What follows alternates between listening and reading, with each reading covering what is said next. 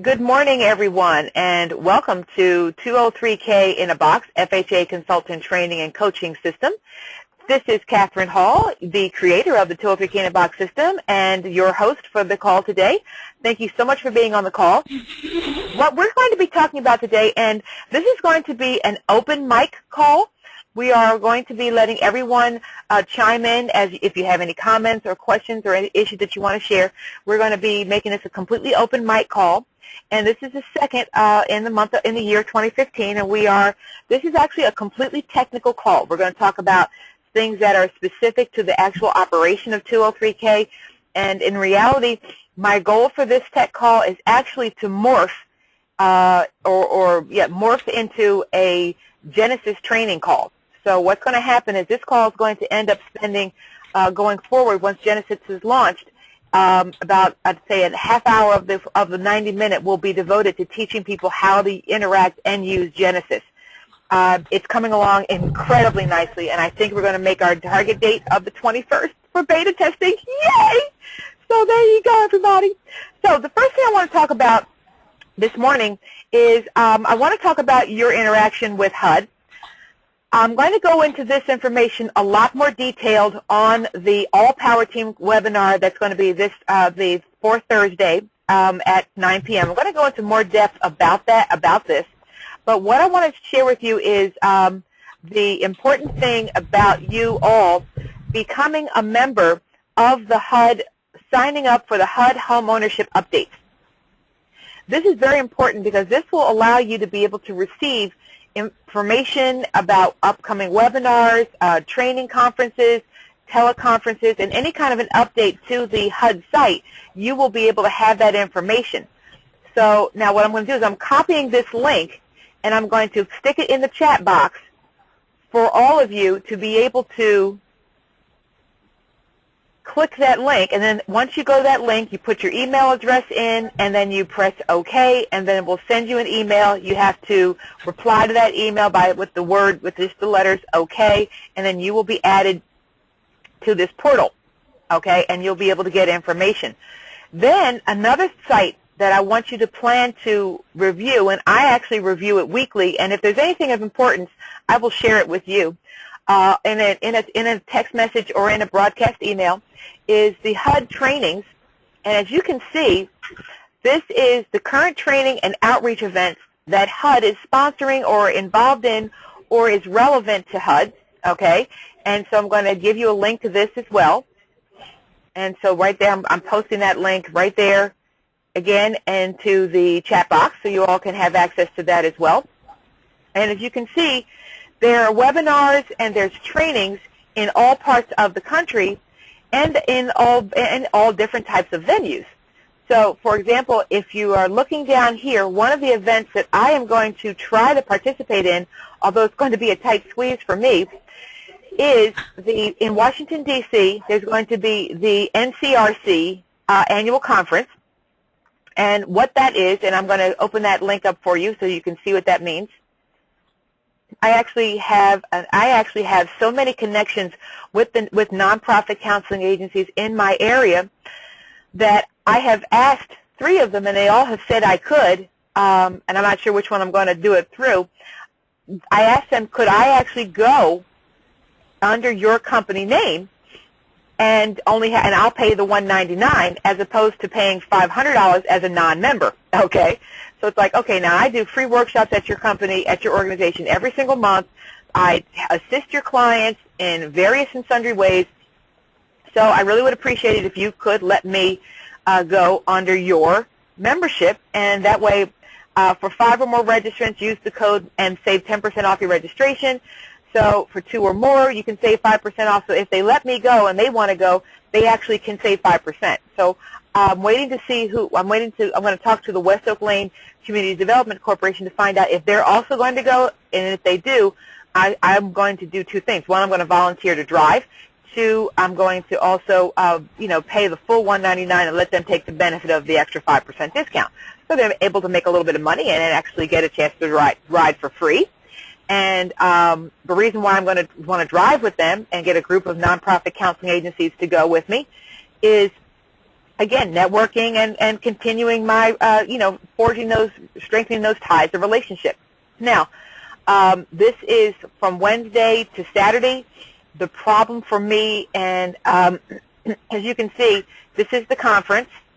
I'm going to open that link up.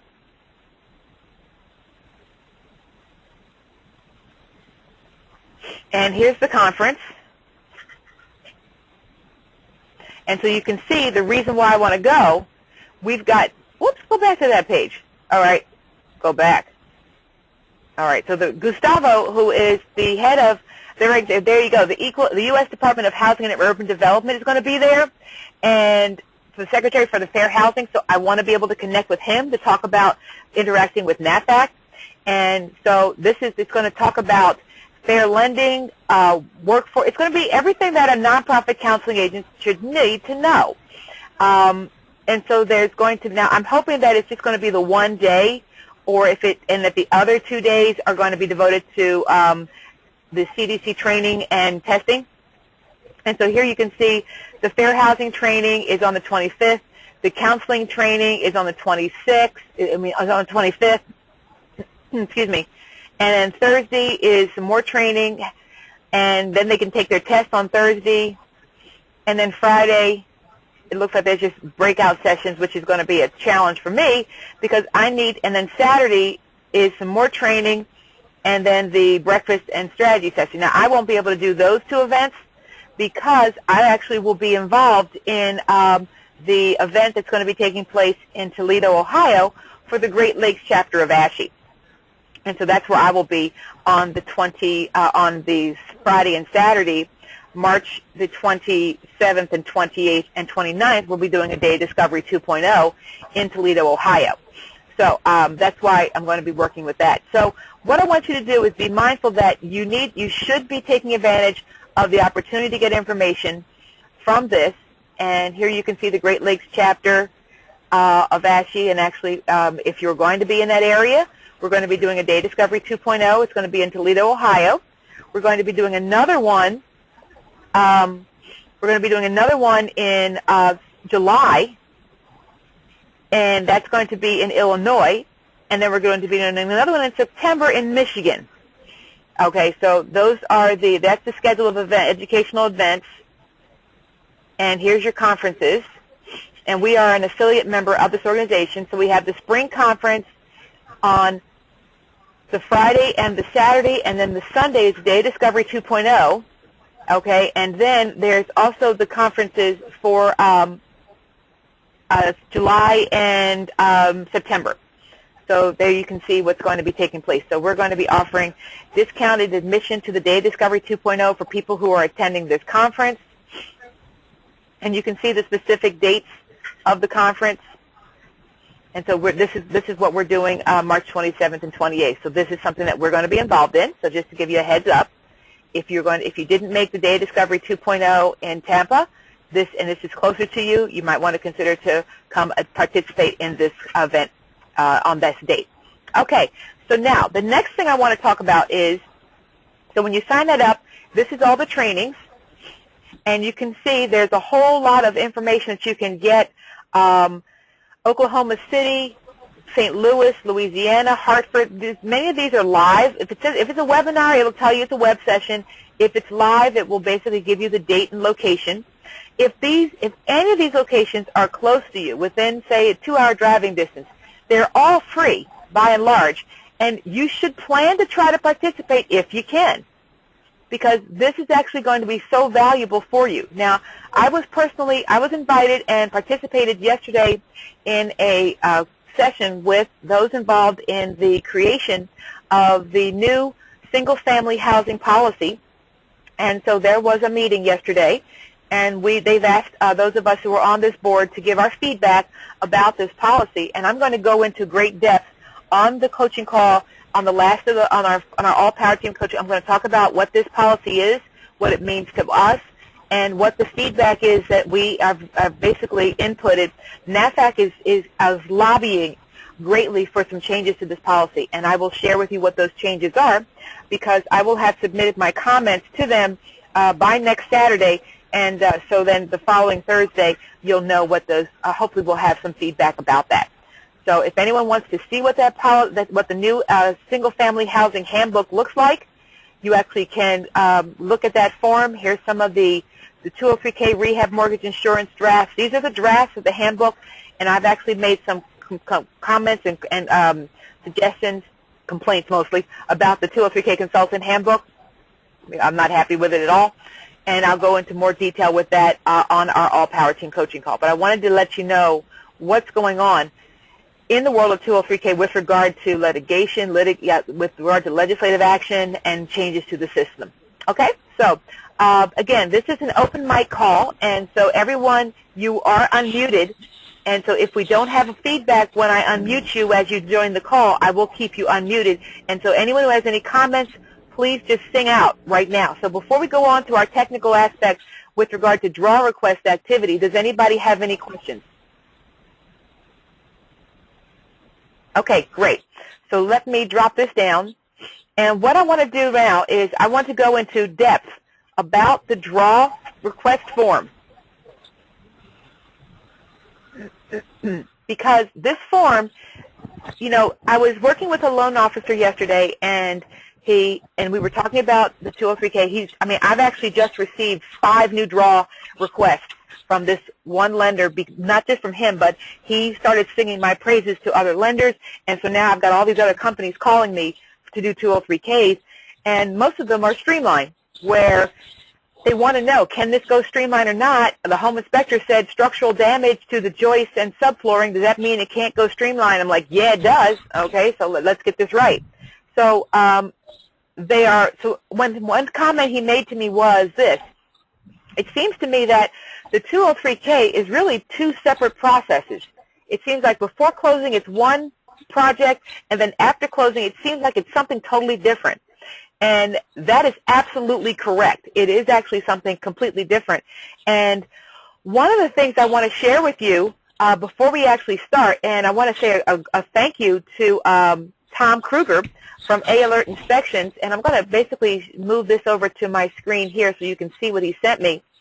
Tom Kruger is finally successfully completing a 203K project, and by successfully completing, I mean that it is going, he's done several of them where they died before closing. He's finally got his first one, is actually taking it all the way through settlement. Yay, Tom. So he mentioned that he got a very interesting letter sent to him. And Tom, was this letter sent to you, or did you send this letter to them? No, it was sent to me, Catherine. Okay, so this was sent to you by the mortgage company, correct? Yeah, the people at the bottom of the letter. All right, because I saw all this at the top, and I thought this was wonderful. If you notice, if you look, gentlemen and ladies, I really need you to start putting NAFAC on your logos.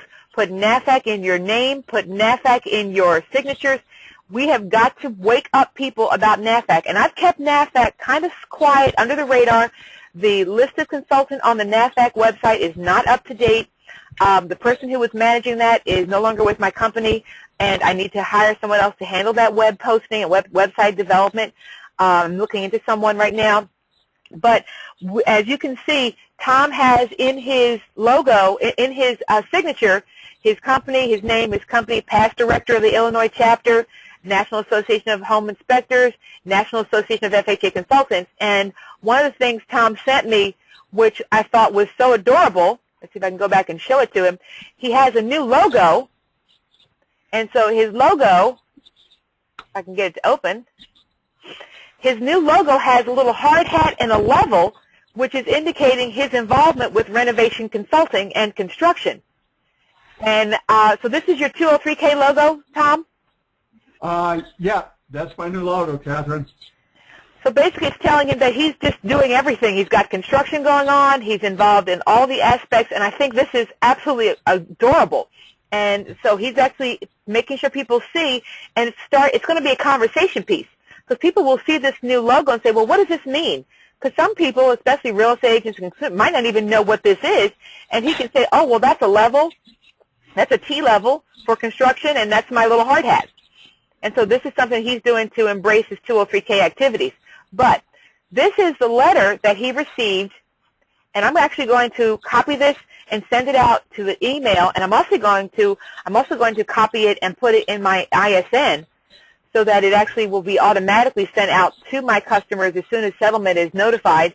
And if you can see, it tells them that this is a full loan, this is the consultant that's been assigned to you, this is the number of draws that's been scheduled for you, and then this talks about the two-party check process, how the checks will be delivered. Now, we don't know the details of this, but I'm going to say in most cases the two-party check is delivered by UPS or some form of a second-day air service, and it talks about what the reserve account is for. I think this is a very nicely worded paragraph, very simple. The reserve account is used for unexpected repairs or upgrades. Health, safety, and fire hazard and original scope of repairs are priority. I love the way they put that little parenthetical statement. A change order must be placed with the contractor and consultant and approved by this department, in other words, by the lender, before additional work can be started. All unused reserves will be paid directly to your principal. And then this is actually Tammy Switzer from Homebridge National Specialist, 203K Specialist, and I actually plan on reaching out to her. If I'm going to be in D.C., I want to see if I can stop by them and stop by their bank and talk to them about working with NAFAC members. So now that the software is almost done, I'm going to go to all these mortgage companies around the country and say, hey, here's a new software that will allow you to literally log in to the site with your own username and password and download your reports if you want to. And so this is what Genesis is going to be doing. So with that being said, Tom brought up a question about the draw process and winter. He has a project that's about to go to closing, and he's in the deep, dark winterland, and it's snow all over everything. And his question was, what do I do if no work can be done because of the weather and I can't do the draws? And I mentioned to him that if your project is just starting, then the important thing to understand is that there will be permits that are required. And Tom shared that they had to have new plans submitted to the township for approval. Well, that's what they can be doing that first 30 days. If 90% of the work is on the exterior of the property, they can pull their permits, they can submit them to the township and get a township approval. And even if the first draw that you do, excuse me, is only for $250, $300, which represents the draw with the permits, that is a good starting draw. Better to have a small first draw and make sure that everyone is on the same page and understand what needs to be done than have a contractor request a whole lot of money on the first draw only to find out that the money he's requesting he's not entitled to receive. Okay? And what do I mean by that? Well, you see, many times a contractor will look at these categories of improvements and they'll think that they have $1,300 to spend on anything that relates to electric, and they won't even pick up or open the specification of repairs document. And in doing so, I had to have a contractor get fired because he did a whole bunch of electrical repairs that had nothing to do with the work in question, and he's like, well, I did electrical repairs and it totals up to this number, and I want to be paid. And I said, no, you can't get paid if it does not directly reflect the line items on the SOR. So let's break down the 203K draw report. Now, this is a government form, and it is designed to protect you from any kind of blowback or pushback from the borrower further on in the process. And you'll notice in this form certain words that are there, again, to protect you. I had an inspector who was interested in becoming an FHA consultant, and his comment, well, I don't like the fact that I have to sign off on these repairs and he could come back and sue me. And I'm like, well, you don't get sued because the government understands that this is a limited inspection and that you are only going to be checking those things to the best of your ability. But here's the most important sentence. To the best of my knowledge, I have reported all items requiring correction and that the rehabilitation proposal now meets all HUD requirements for the 203K rehab mortgage insurance, up to that percentage, okay, for the percent covered. So you see, that sentence right there is a lawyer's best friend because that gets you out of any problem that you might be having with this process. Because to the best of my knowledge, well, this is the best I could do today. This is all I could see today. And so this is what you're looking, this is your protection. When you give the draw request form to the contractor, and they fill it out, they need to make sure that they put in a dollar number or a percentage. Now, a lot of people have confusion about the inspector lender adjusted amount column. This column here was originally put in here back in the day when all of these forms were hand printed and hand produced on paper. And so what happened was the contractor would enter his information here. Okay, the contractor would enter his information here. My pen's not working. So he'd put in his amount here. So he'd put in, you know, $200. I cannot do this. And he would give this in writing to the consultant. The consultant would go out to the property, and he would see that $200 was not done, and then he would say, okay, well, I don't see $200 worth of work here. I only see $100 worth of work. And so in here, this is where the the inspector would adjust it.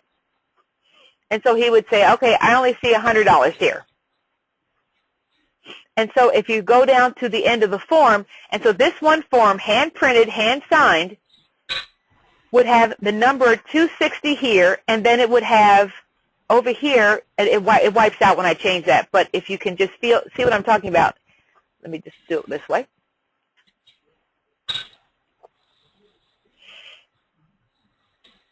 All right, so I'm going to add the text here so we can.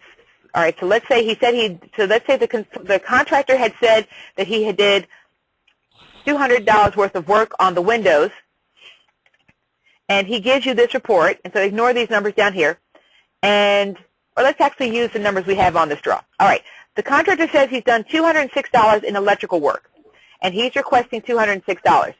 You go out to the property and you only see $100 worth of work. So you're going to say negative, so you're going to put in this column here, negative $106, because you only see $100 worth of work. So down here on the final column, you have negative $106 as the adjusted amount. And so this is how this form was done, so people didn't have to white things out and retype and reprint. You would just put your adjustment as you observed them when you went out to the property. And then this number here would then be changed. So then this form would be white, would be free, and the concept was back in the day that this form did not get filled out, so you showed up at the inspection, you put your numbers in here as the changes, okay, and so you stuck in what you thought to be the numbers that need to be done, and then you would adjust this number here and put in the new correct numbers. The borrower would sign it, the contractor would sign it, and then you would sign it, and then it would be faxed. So the borrower signs, contractor signs, you sign, you fill this in, you fill this in, fill this in, amount payable to borrower, and it's borrower / contractor, so don't worry. And your fee goes here. And then if you scroll down, you would then fill this in on site where you would put in what the actual observations made that you had. Now, nowadays, with the advent of scanned-in emails, faxes, and real-time activity, we don't typically use this column anymore, all right? Because what will happen is if the contractor has scanned in or emailed me his draw request form, and if you have access to Adobe Reader 11, and it's a downloadable Adobe Reader 11, you actually can go into this report, hit this little button that whites it out, and you actually can manually change the number. Now, I would do it neater so you can still see the lines, and then you would just basically type your new text right over top of it. All right, so instead of doing that, you just simply go in and type $100. And so you don't use this column at all. So this column here is whited out, and this column here is no longer used because I'm going to actually change the actual draw amount right here, and so now I'm going to just make this the $100. So that's how draws are done now. We don't typically use this column anymore, and I've never seen a lender put any number in that column ever. And so then here I would white this out again and put my new number. So and then you would just change everything with your Adobe Reader. That's how you can do it manually, and this is how your staff can do it. Your contractor sends the paperwork. You go out to the field and you say, everything is fine, although he did add some additional work, so I need you to add, $500 to the window number. And then your assistant back in your office can change this number. They can change all these numbers. They can manually change these without affecting the signatures that were already stored.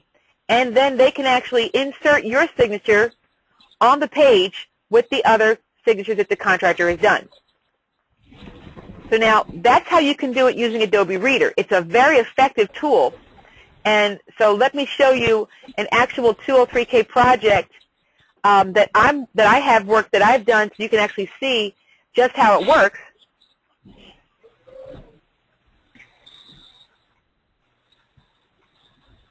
So here's my active project. So I have one here that we did.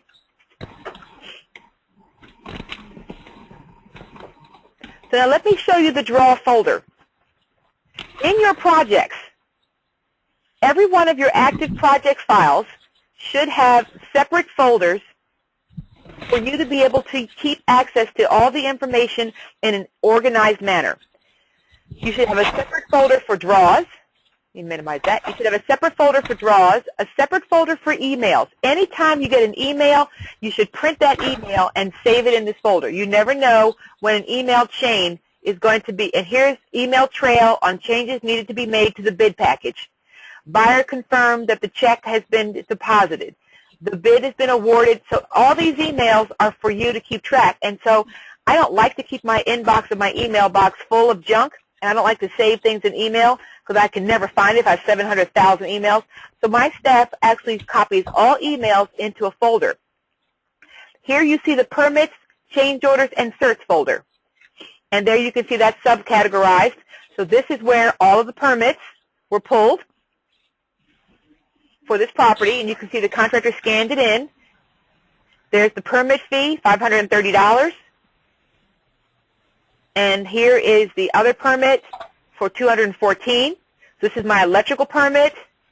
This is my alterations and general building permit for this township.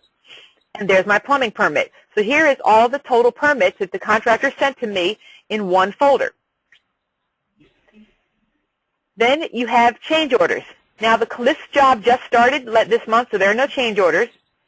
But here's my certifications so that once projects complete the work, I have my certs and I put them in that folder. So this is a new project, and all I have at this point is permits.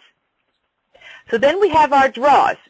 Now pre-closing is where you're going to have your feasibility inspection photos, your contractor bid, your feasibility report, your final work write-up, initial work write-up, and limitation, all the forms that you did and you completed before you went to closing are in this one folder. And then after closing, you have your draws. And here is your SOR. I always keep the SOR outside of this folder because I access Dropbox from my tablet, and so I can just open up this project and open up this PDF file if I need to refer to the SOR right there. So I keep the SOR sitting on the outside. So now we go to draws, and draw one. As I said, it's a new project. So here's what you can see. And I'm going to show you this by the date stamp of when it was submitted. So the contractor submitted me an original draw request on the 5th. Okay, and this is what he filled in. And you can see that the borrower signed it and the contractor signed it. Before I let them send it to me, everybody has to sign it, which means they approved all the work. So the contractor went out to the property. He had indicated the work he wanted done. The borrower and he both signed it, and then he scanned it in and sent it to my office. So this is what he requested to be done on this draw. All right, so $1,800 on the cleanup, $4,500 on electric, plumbing, ceramic tile, and exteriors. Okay?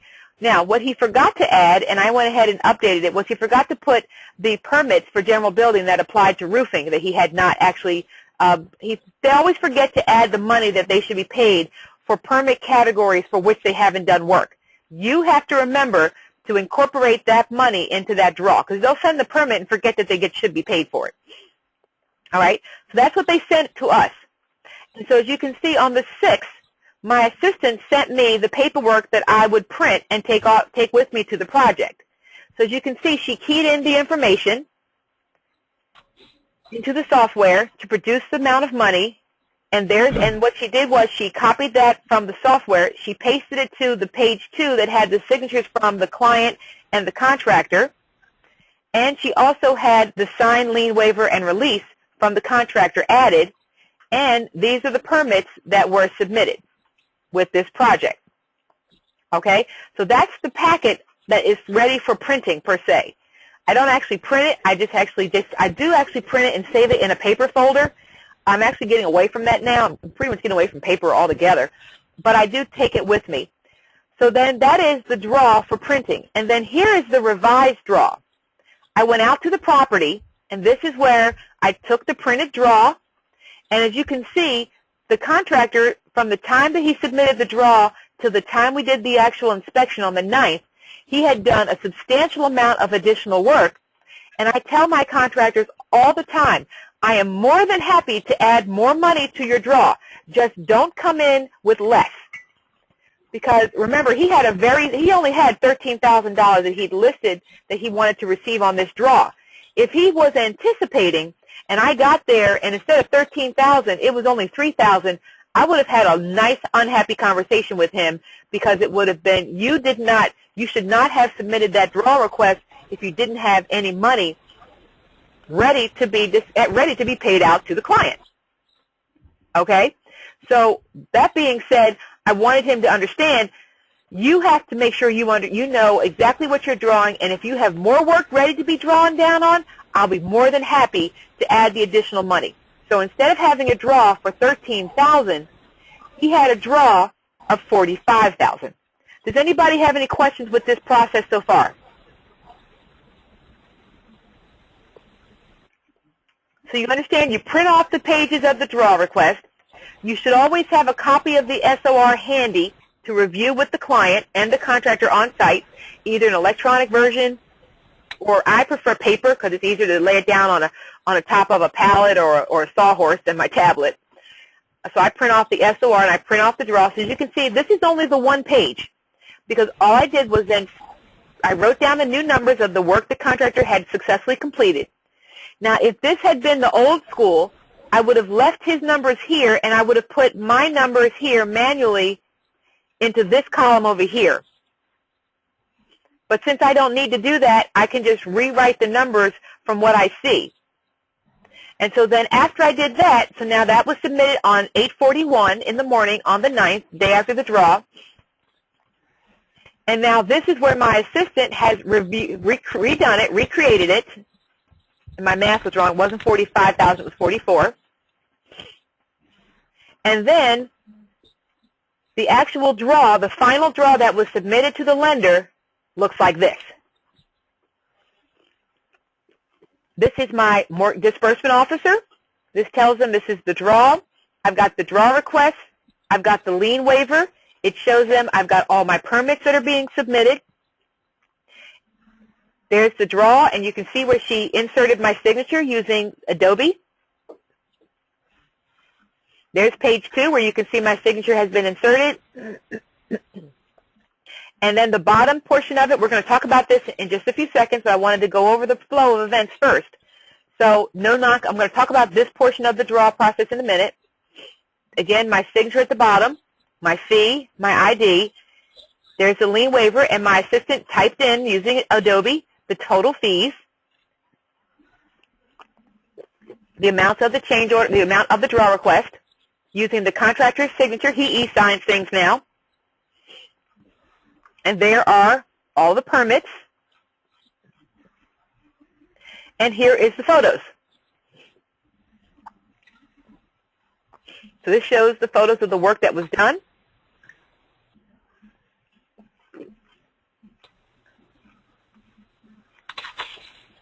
And you can see I have basically 6 photos per page.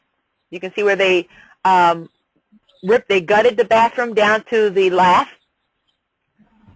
For those of you who've never seen that, this is wood lath that you use with plaster. And the contractor took all the plaster off but kept the wood lath.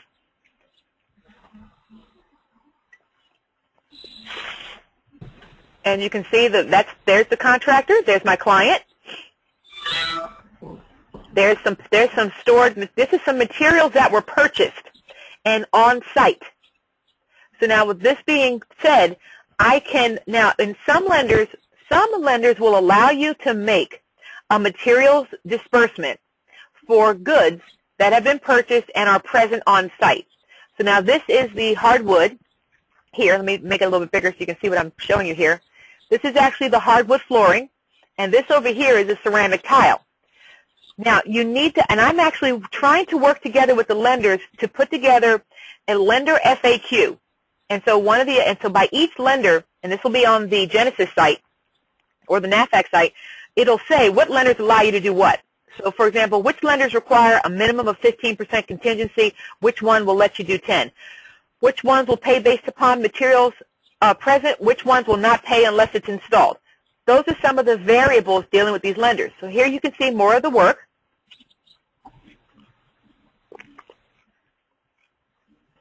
That's actually an original stone fireplace. That's actually on the inside of the house.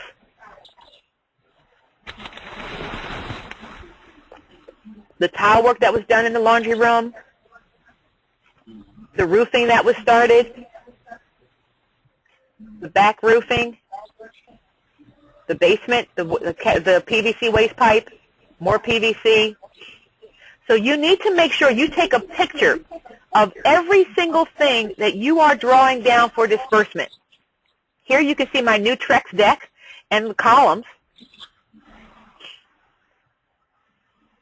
And he put this piece of material to protect the flooring from his contractors coming in and out and carrying materials and things of that nature to keep the floor from being scuffed, which I think was very nice. Here's the other new column. Here you can see that they put in the new gutters. This client requested all new black gutters. She's making everything in this house black and white, and she wanted all new black gutters. So I want to ask a question because, again, this is a tech call, and this is going to be pertinent to your technical activities. This is a 3-car garage/barn outbuilding. Is this part of the 203K rehab? Is it required that this portion of the property meet FHA repairs? Yes or no? Yes. Yes. Yes. And when we first went out to the property, the client didn't know that, and she didn't realize that she had to do roof repairs. As you can see, they did the roof repairs. We had to replace the man door because it was rotted. You see they started doing some removal of the siding that's going to be replaced. This property had to be brought up to code as well. And so here you can see the roofing that's been done. There you can see more of the actual guttering. There you can see the black gutters and black downspouts that she's having installed. This is the new Trex deck at the front of the property. And so you see on this write-up, I have a photo of everything. And that's a complete 203K package that was then emailed to the contract, to the loan officer. Now, with regard to your draw photos, you need to keep your JPEGs in a folder, okay? The Genesis software will create the PDF that you can print, but it will not store the JPEG images. Genesis will not store images because there's no way we could store all the hundreds of thousands of gigabytes of photos, and draws are only necessary for the one process. But you should keep your photos separately. As you remember, I had my pre-closing feasibility photos. And these are the feasibility inspection photos. And so now what I'm going to be doing is I'm going to create for this client an actual movie which will be a time lapse of the whole process from before closing all the way through final completion. And I'm actually going to be working with a company. I've actually been talking to 3 companies who will provide this service to our members for a fee. So when you complete your project, you give them an access to your Dropbox folders where they can find all the photos of each of the before and during the project and final, and they'll compile a video movie of a time lapse coordinating the locations to the best of their ability, and you can give that to the client as you can ask them, you can pay for it, you can make the contractor pay for it. I'm looking to make it something that I'm going to charge the contractors a fee to be able to have that as something that they can provide to their clients as a keepsake of the work they did for their client. Do you guys like that? Yeah. Yes. Good idea. Okay. So with that being said, this company will be a resource on the NAVFAC site, and you would retain that company, and you'd collect the fee from the contractor, or you can basically have you can give the link to your contractor, and then you can tell the contractor, here's a resource, I've got discounted pricing, I will provide all the photos for your process, you pay for this service, and let's say they charge you $100, $200 to do this. If they do that, then the contractor has a permanent record of the project for his files. And you also have a nice marketing piece. You can tell him, I want a copy of this video. You can email it to me or burn it on a disk for me. And then that's something you can then give to the loan officer to further reinforce what you've done for his clients. And so that's what we're doing with the photos. But if you don't keep the photos organized in an easy way to access, it will not work. And I promise this company that all of our members will be organizing the photos in such a way to make it easy for them to be able to see what they're doing. So let me go to one that actually is has more draws completed. So let's take this one here, Lapwing. So you can see draws. I've got 4 draws, and they're organized by date, so that anyone who's actually going in to help formalize the photos can actually just go to those photos. So someone has a question. Are you going to send out a copy of Tom's letter? Absolutely, Fidel. We're going to. What I'm going to do is I'm going to put it into Word format. And I'm going to send everybody a link, and I'm also going to make it a template on ISN as an email template, and I'll do a screen print for those of you who have ISN to let you know what you want to do to add it to ISN. Who here uses ISN? Could you raise your hand if you're using ISN? Could you hit the raise your hand button if you're currently using ISN, Inspection Support Network? Okay, so I don't see any hands going up yet. And let's see, what do we have here? Some more comments? No, thanks. Okay, so so this is something that will be available to you all. So let's go back to our draw process. So now you've got the draw, so let's look at this bottom half of the draw. This is the portion that you need to submit to let the lender know exactly what you did and what the activity was with regard to this process. So now what I want to do is I want to show you a draw, a 203K draw that I completed for one of my projects where I had to write a lengthy comment. So let me go to the draw. Hang on. Opening it up for you.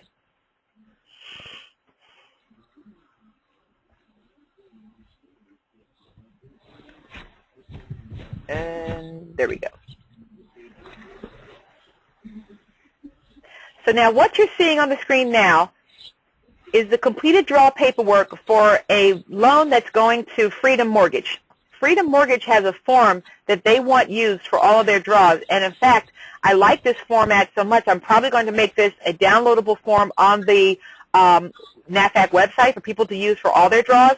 You can edit it using, again, Acrobat Reader. It's free, and you see all those check marks that you see on the screen? They were done using Acrobat Reader. You can see these checks are done using Acrobat Reader. So now if you're looking at this, that's the page 1.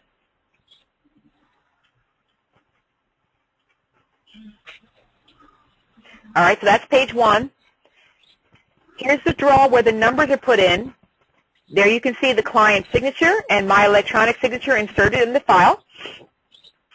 Now, this is what I want to talk about, and let's explode this a lot more so you can see what happens. So you see here where it says Inspector of On-Site Repairs and or Improvements reveals the following. 1, that no non-compliance was observed. Okay? And by that, I mean everything that was done in compliance with the specification of repairs and FHA's requirements. Okay? 2, so in other words, if I was unable to make an inspection, Tom Kruger, this is where you're going to put unable to make inspection, and then under the comment, you're going to put work was not, no repairs based of the SOR had been started as inclement weather prevented work on exterior. Permits have been pulled, and payment disbursement has been based upon permit fees. So you see, Tom, that's what you're going to make as your comment because you couldn't inspect it. Does that make sense? Yes. Okay. So that's what you do if you can't inspect something.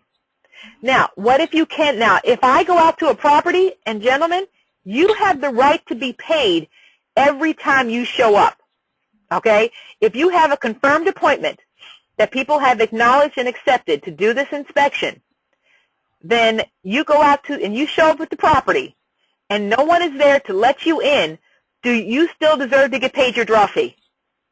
Yes. Huh?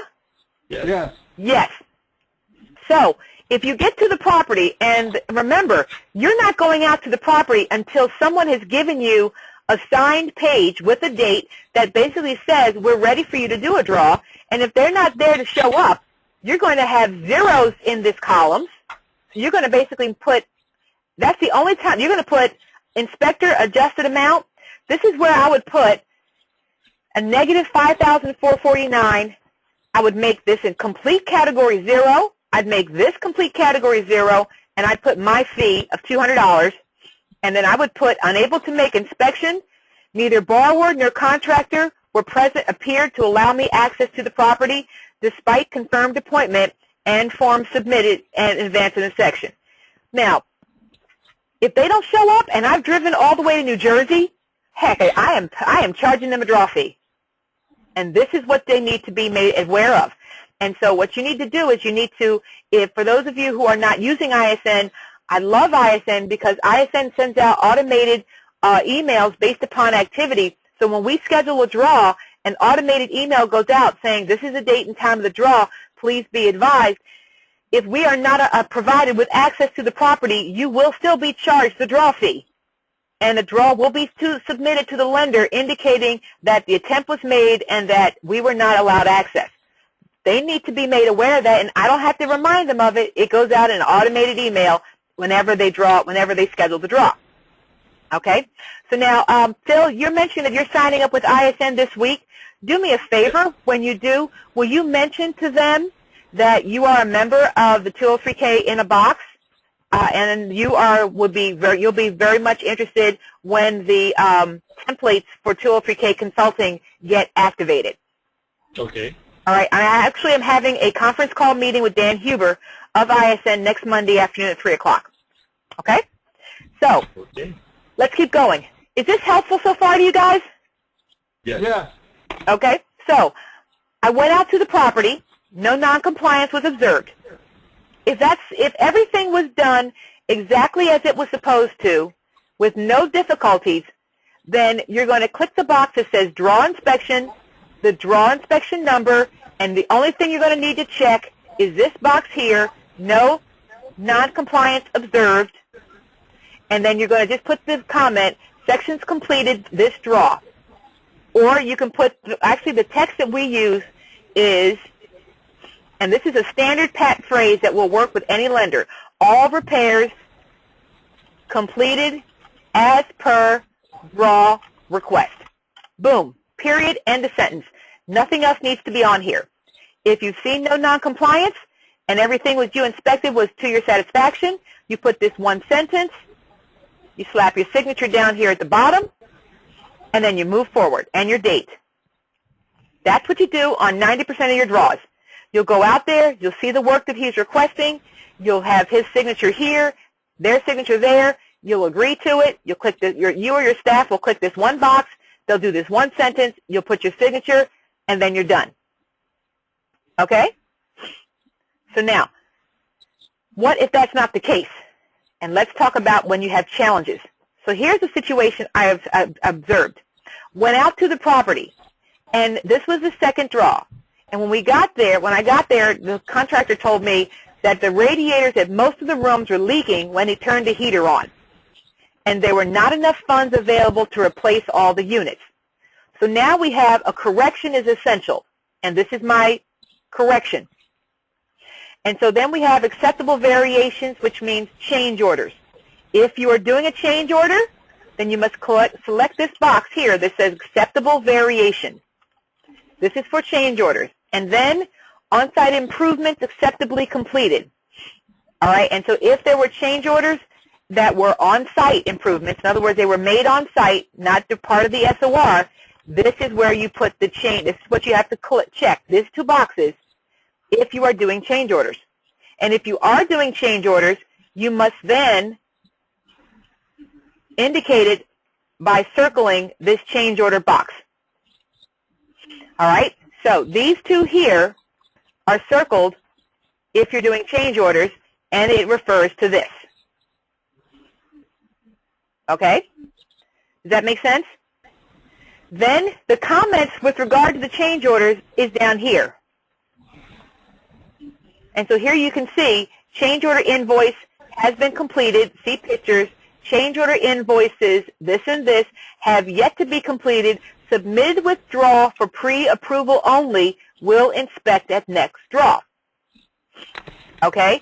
So now, with that being said, what she could have done is she could have checked this box here, will inspect at next inspection. All right? And so this is what we're, now cost savings change order 1 will increase contingency and allow funds for needed repair. This is a perfect example of what happens when things go sideways once you get to the property. The home had not been winterized, but the utilities had been off. So we had no way of knowing what happened. All the radiators were burst. We had a small amount of money for heater repair and servicing, and so we didn't have enough money to do that. So let me show you what these change orders look like. So first of all, here's an important consideration.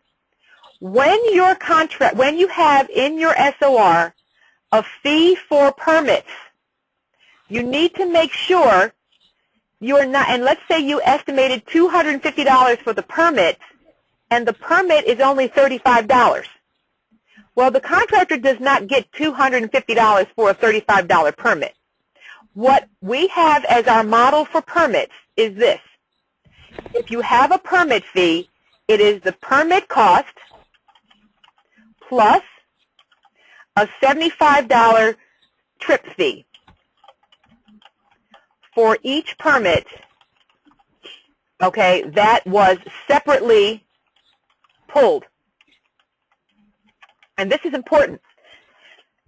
In some cases, the one contractor is going to go to the township and he's able to pull every single permit in one visit.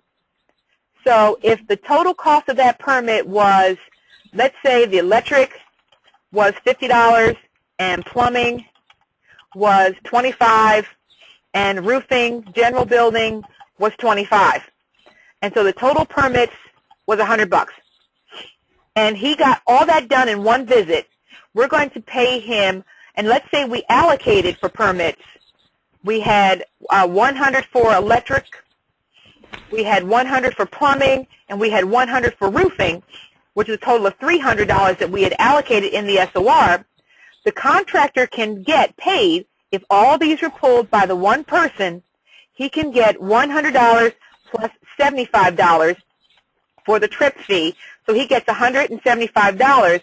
So that means we would then subtract, there's a cost savings of the $300 that was budgeted minus the $175 he gets paid. And so that means that the amount that's going to be in the cost savings for this example is $125 that gets applied back to the contingency. Does everybody understand that? Yes.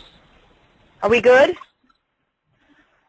Everybody good? Am I getting too mathy? I hate getting mathy on people. They don't like math. So now what you're looking at here is cost saving, permit fee less than anticipated, all here. Nope, actually there was not even a permit required by the township to do the roof work that we did. So we had a cost savings of $601 in permit fees that is now put in a change order to increase the amount of my contingency reserve. Do you understand that? Yes. So that being said, that $600 got added to my contingency. Now let me show you something else real quickly. Can everybody see my screen okay? Yes. Okay, because I'm going to open up something else.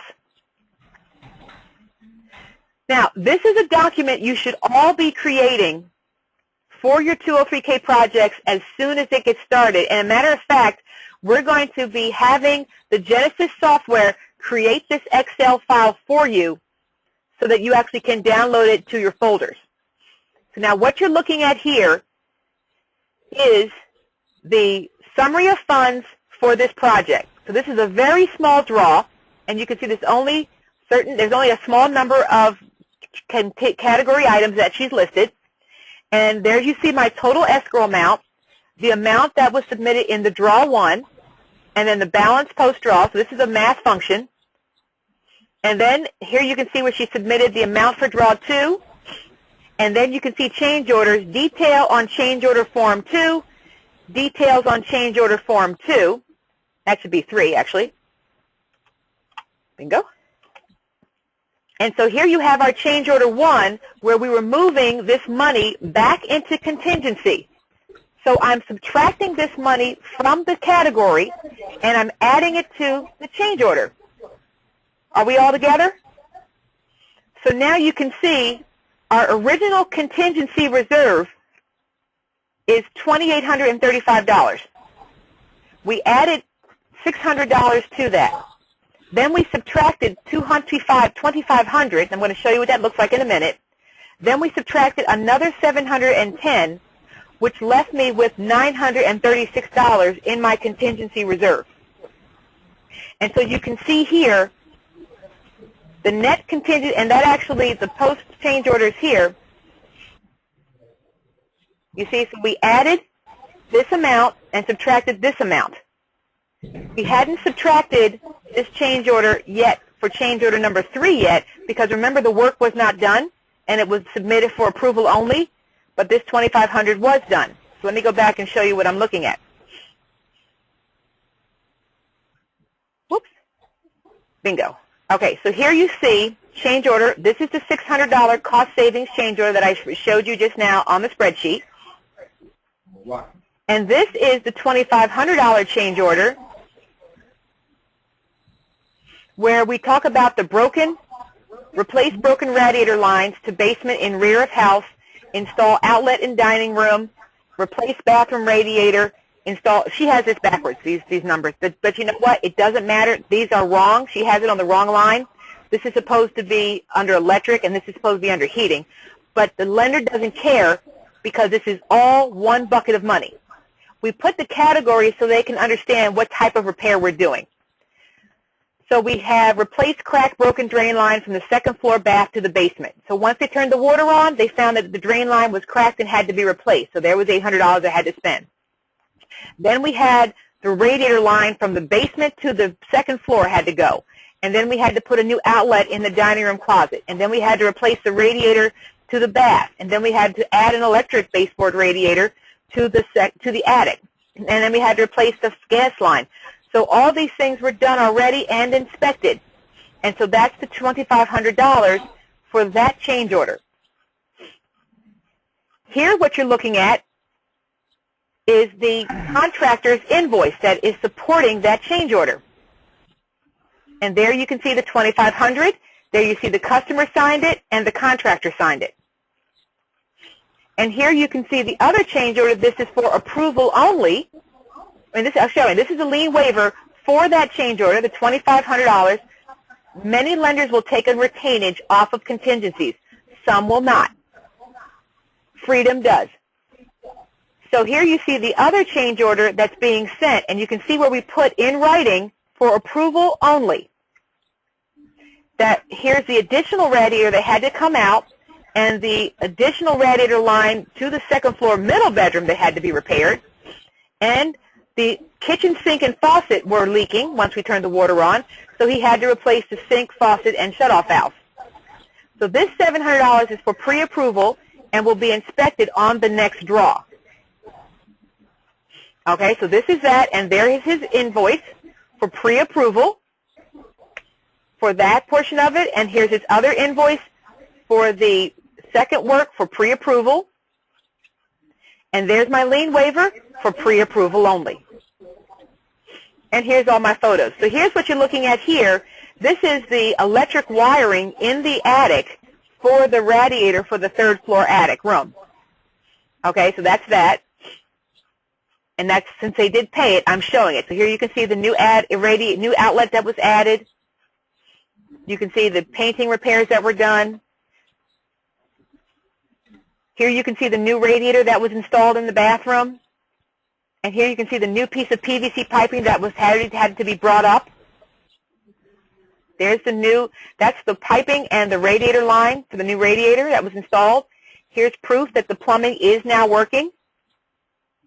Here you can see this is the radiator on the first floor disconnected and capped off because the contractor found out that it was cracked and damaged. Here's proof of all my smoke detectors in the rooms. So you see everything I've done, everything that I am asking to be paid is inspected.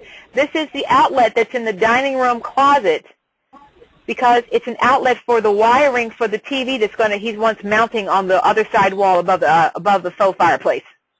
Here is the kitchen sink showing that this is what we need to replace. And here is the piece of the crack waste pipe that we actually withdrew and took out of the home. Okay, does everybody understand? Now this, it takes me longer to explain something than it takes to do. Does that make sense? Yeah. Okay, but do you understand the importance of getting all this done? So now all this is reflected into the spreadsheet that I showed you here.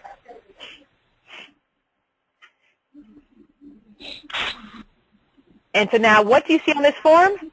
My number of draws allowed, the date the project needs to be completed, and so this spreadsheet is a nice tool for you to keep access. And also, I actually have had lenders ask me to send them copies of this because they love this form, because it shows them everything in a snap of what's going to happen with this project. Okay, so I'm going to give you guys the Dropbox access to download this spreadsheet. Actually, I'm going to give you one that has all the categories listed because this was a very small project. Let's see. Let's go to Bethel Road. And let's see, do we have one? I know we have one. Let's see. I don't see it in there. I don't know where she put that one. General Mercer had one for sure. Okay, great. This is a closed file. So I'm going to send you all the Dropbox link right now to this project. This had everything known to man on this project. So here is the link to the Excel spreadsheet that you can download onto your computer and use as a model for your Excel spreadsheets that you create to keep track of your draw projects.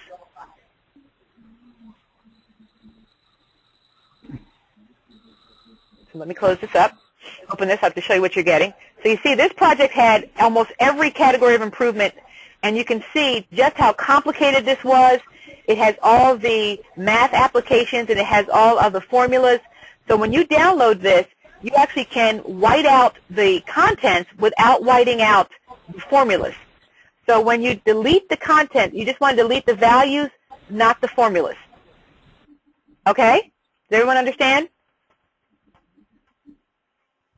Everybody good? Yes. All right. So if you make this number 0, whoops.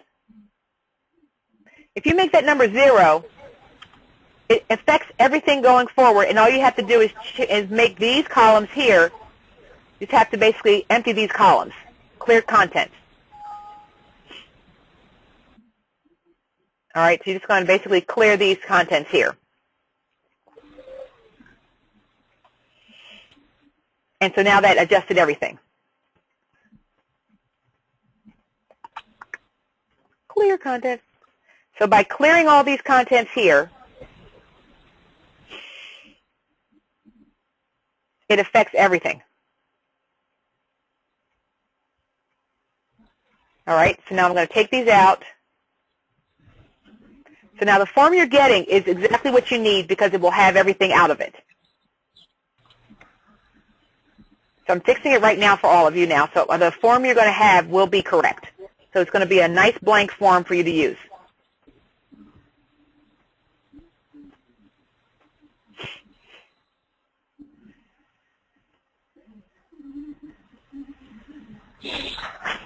And this one here, clear contents. So everything now is clearing the contents.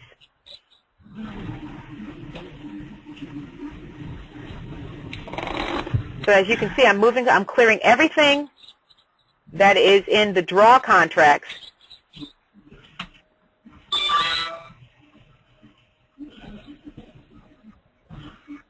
And there you go. So now you have your base. So these numbers here, you want to clear these contents as well. Actually, you just want to clear all of this. And that's for you to use for your change order summaries. And your draws and your closing date. And so this is the project here. So all you do is manually enter your total escrow amounts and your contingency reserve. And then you just enter the draws when you do it. And then, as you can see, this project actually went past 6 draws. It went to 7 draws. So you can even keep that in there. If you only have 4, all you have to do is just, hide these columns, whatever you want. So I'm going to save this. And I want to stick it in 203K folder, and I'll send that to you.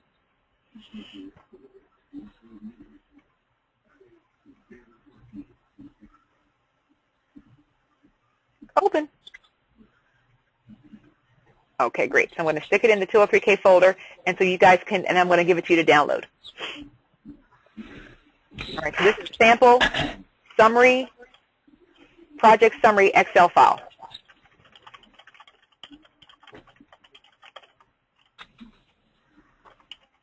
Okay, great. So that's an Excel file. I'm going to save it right here in 203K in a box. Our teams. Tech calls. I'm sticking it in the tech calls. I'm going to stick it with the folder that we're discussing it, so right there.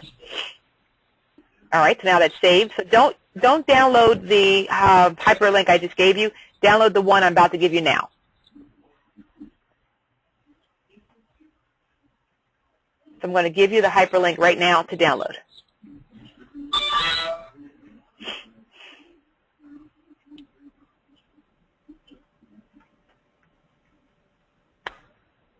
All right, so this is the Dropbox link. So download this link for your sample report Excel file. There it is. It's on the screen now. Okay, does everybody get that? Okay, so let's go back to a continued discussion of this. So now, what you're looking at here, this form, the draw request form, is a HUD form. It's form 9746-A. Okay, and you can see it hasn't been changed since 1995, and that's why it's designed to look like a paper form, because it's a paper form that they use and haven't updated for 25 years. Okay, so if you're looking at this, and you can see that you have information on what to do during construction. I never print this form off. I only print the first 2 pages.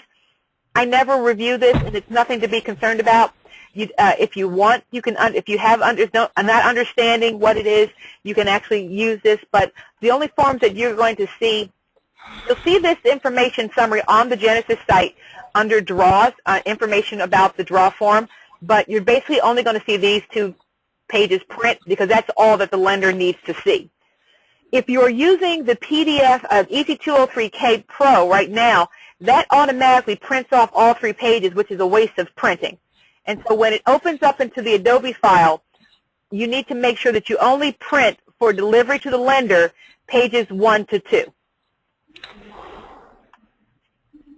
All right, so if you're looking at my screen now, you can see that this is actually pages 1, 2, and 3 of the HUD government form. The EC203K Pro basically just copied the entire document from HUD site, not realizing that this 3rd page is not needed by anybody. Okay? So as I was saying, when you're printing this for your compilation of your draw requests, you print, and then you only want to print pages 1 to 2. Okay? So that means you're not going to get that stupid information page, because the lender doesn't need to see it. Okay, so now the important thing to understand is this. When you're doing a 203K project, if you are working with multiple individual subcontractors, you have to fill out a separate page 2. You have to fill out 1 draw request form, but a separate lien waiver for each of the contractors who are getting paid. So let me repeat that because I said it a little bit stupidly. I didn't say it correctly. If this project had the caulking was going to be done by one contractor and the electrical was going to be done by another, you do not create a multiple draw request because you inspected it one time. What you are going to have is you're going to have a multiple page 2 because you're going to have one contractor signing it and the amount for that one contractor goes here, and then the other contractor is going to sign it, and then that other contractor's numbers will go here, and then the amount that's due to that separate contractor goes here. Yes, it's a pain in the tail, and many lenders are not allowing people to use more than 2 contractors for the process because the paper flow is ridiculous. Freedom Mortgage only allows you to go up to 3 subs. FHA allows you to go to a maximum of 4.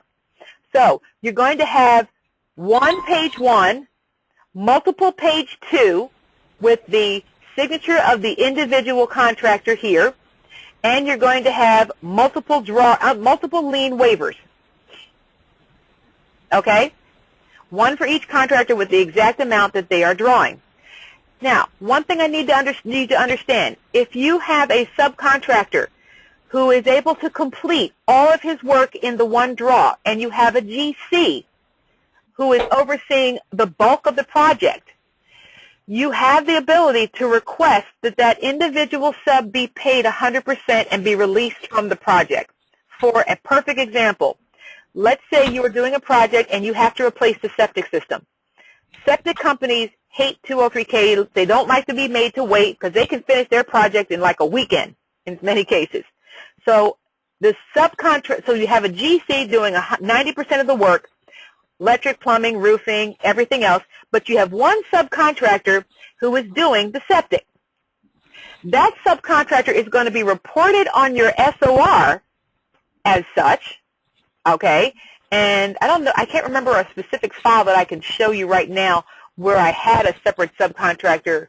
So let me just show you an SOR so you can see what the place is I want you to refer to on the file. Let me go down there. Okay. Okay, let's see, go. Okay, so in your Bridgeway, Broad Street, I can't think of one. I'll just open this one up. Okay, this one is, all right, so work right up, there it is.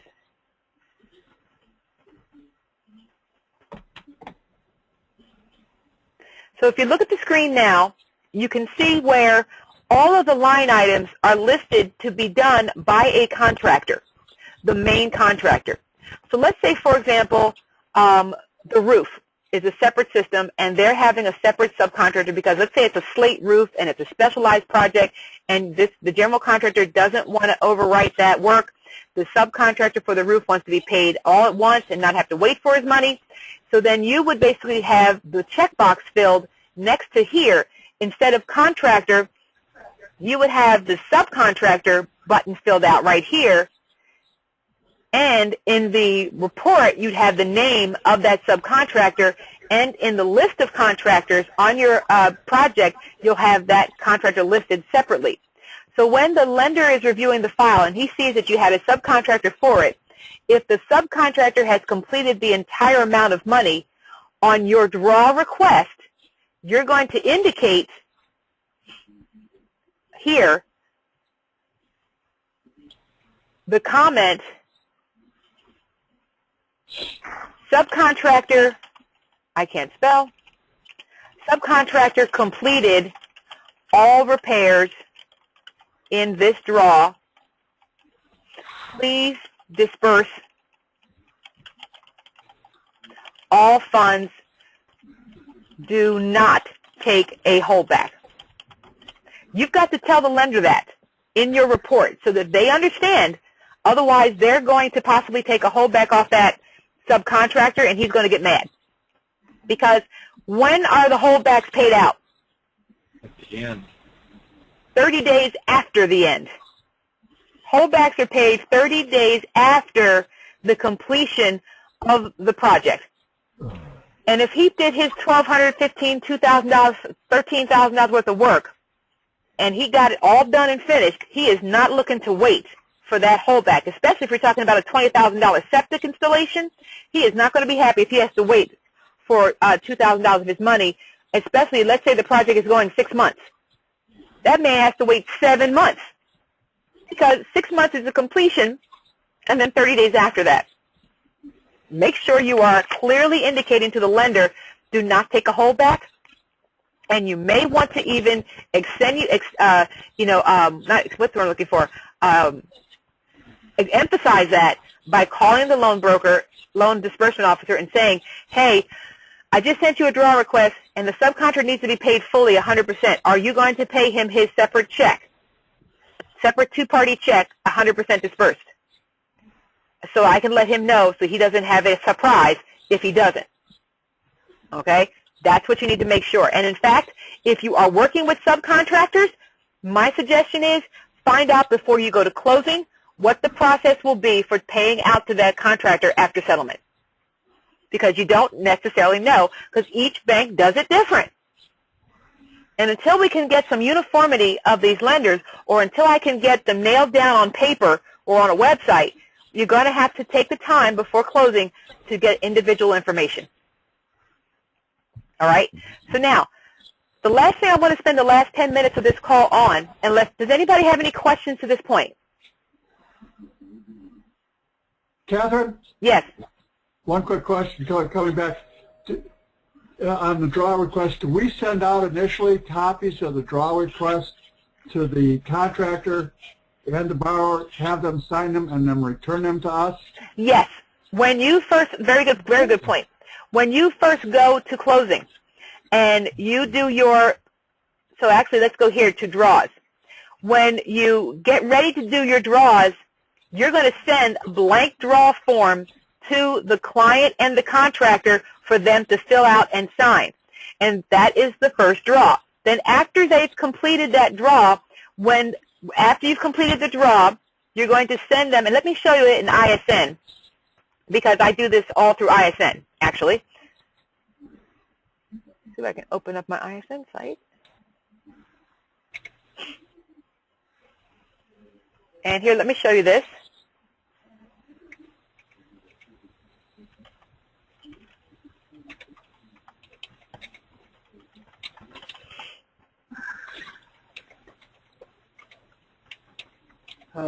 Are you kidding? Hang on.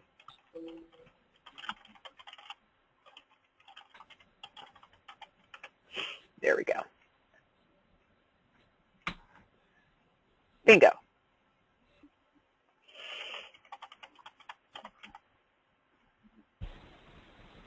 I don't know what happened. It didn't save my computer. Yeah, it's not coming up. I know. I'm logging into ISN. Ah, okay. Oh, okay. My caps lock is on. Something is wrong. Hang on for a second. Let me go to ISN.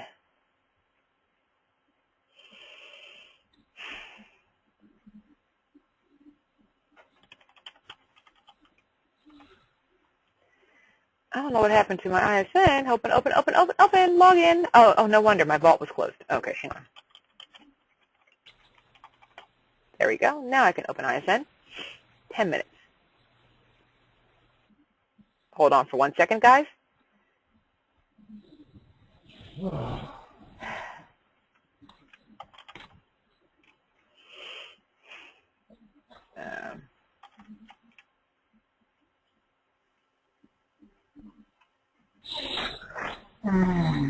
right, sorry about this.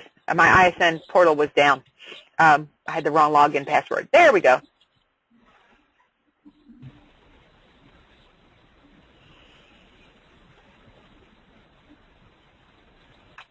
All right, that's not good. It's saying it's invalid login.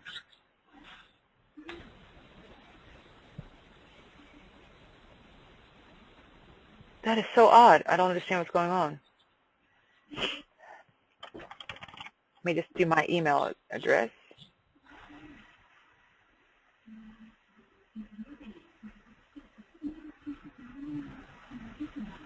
Okay, something is wrong with my ISN. I don't know if they're down or what, because I can't seem to log into ISN for some reason. And let me try another way. Because I wanted to show you how when we schedule the draw inspection, we attach, oh, okay, I was using the wrong login. Duh. Okay. Bingo. All right, there it is.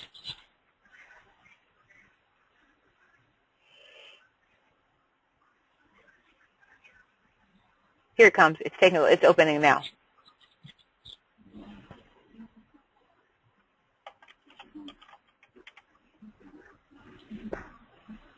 All right, so now what you're looking at is, I just typed in the word Fanshawe. And so here is the draw inspection that was done on the 30th.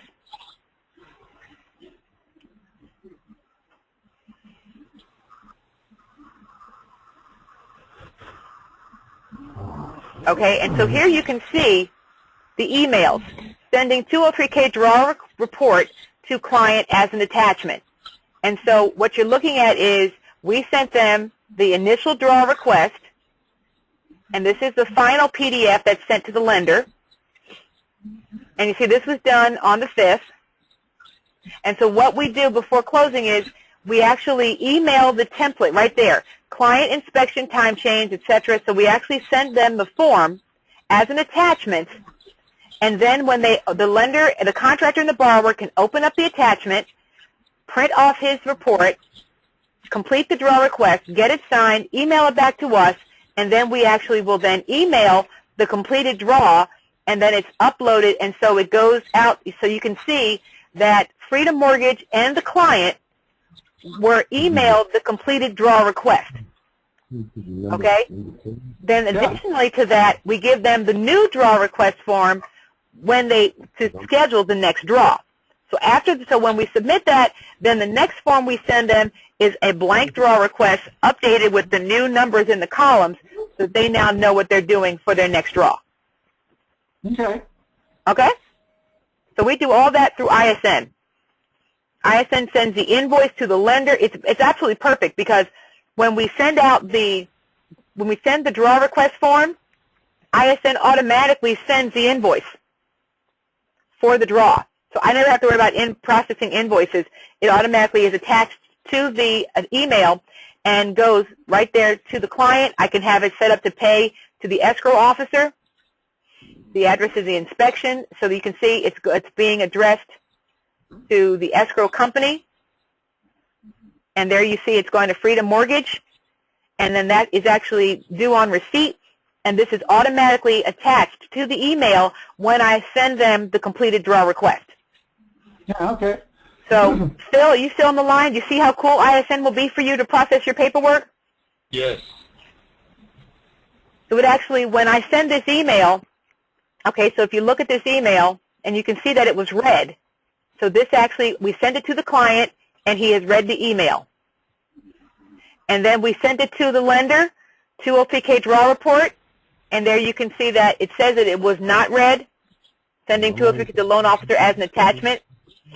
Okay, so I'm not sure why she didn't open that up yet, but you can see that she may not be reading it from this portal, but so here you can see, all right, so remember we talked about the fact that, well, what if they don't show up at the inspection? How can I prove that I actually did tell them about it? Right there you can see the client read the email on January 28th to verify that he was going to be at this inspection.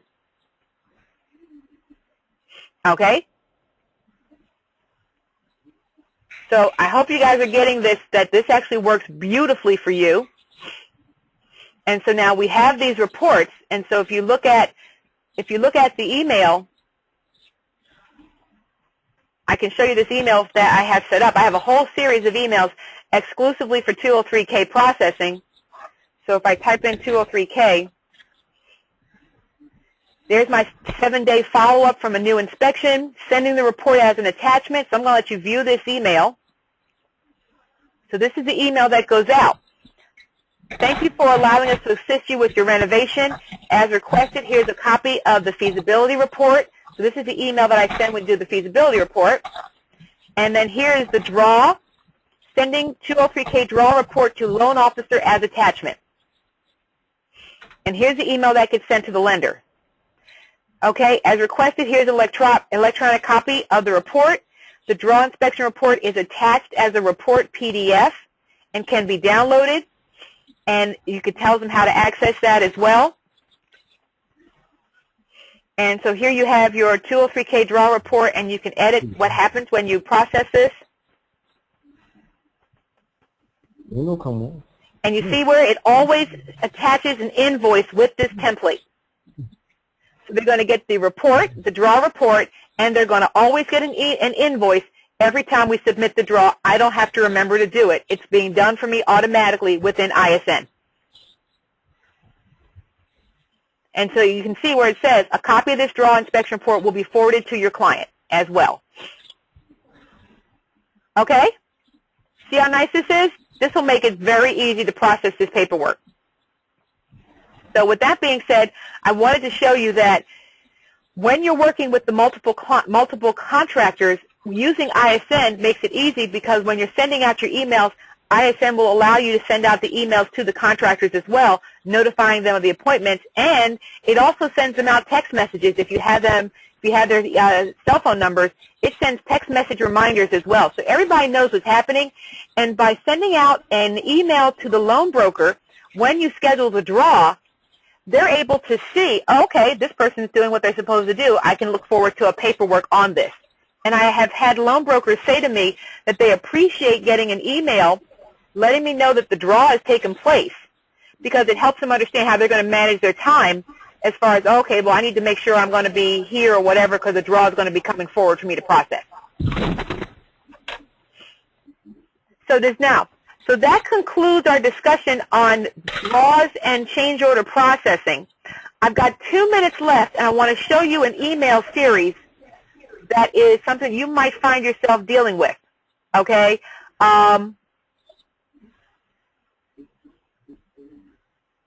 This is a series of emails that have passed between me and the loan broker. Have you heard anything about an inspection from this client? They are due for an inspection, and we would need the permits as well. Please advise, thank you, Carla Kelly. Well, then we said to Carla, this was back in January, the contractor, he said that there was a delay with the permits due to the holidays. What the heck is that? Okay, definitely the case with most of our tools. He said that most likely the permits will be ready by the middle of next week. If that is the case, as per our SOP, we will be able to generate the draw request after the permits are sent in, and it will have to be accomplished no later than Tuesday of next week of the draw inspection, which we will schedule on Friday. With this timeline, and since we're expecting to receive the permits by the 14th, most likely the first draw will be scheduled on the 23rd. I've already scheduled to place in a follow-up call to the contractor by middle of next week. So this is what we sent to the lender back on January 7th, CC'd all the people involved in this process. Well, today is February 13th, and we still have not had a first draw. Okay? And now the client wants to fire the contractor. So what we're going to discuss on our next tech call next month is what the process is and the forms needed to fire a contractor. So if anybody has any other questions or needs any additional input about firing a contractor, please don't hesitate to let me know, because as you can see, we're still waiting for this person to complete a draw, and it closed back in November. So there's been a lot of conversation back and forth where the client wants to fire this contractor because he has not performed at all. And we're actually getting close to 4 months, and the project was only supposed to be 4 months, and he hasn't even started. So in next month's tech call, the discussion will be what to do when you have to fire a contractor, how does it play into the timeline for the renovation project, how do you get the lender to extend the amount of time for the project, and how do you make sure that the money that's available for the new contractor allows him to have enough money to complete the project. Does anybody have any other questions, comments, concerns, or feedback this morning? Catherine, on the ISN? Yes. Do we should I go back and touch base with them to find out how much they've got available for us? Okay. Actually, why don't you send me a Skype message, Tom, and I will give you some individual information about that. Great. Okay, we'll do. All right. So, guys, I know you should all know by now the best way to reach me on a day-to-day basis is through Skype. I am easily available, as many of you already do know.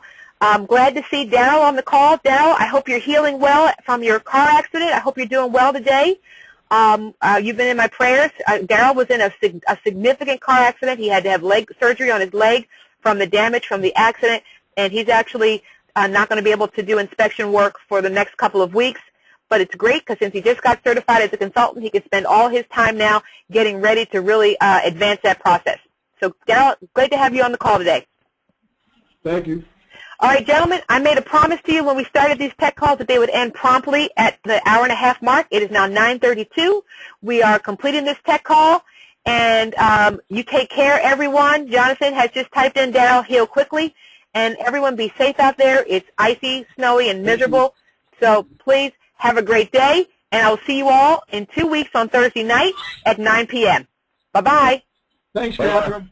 Thank you. This is Catherine Hall, your 203K Queen, saying until I'm able to support you again in the future, be outstanding.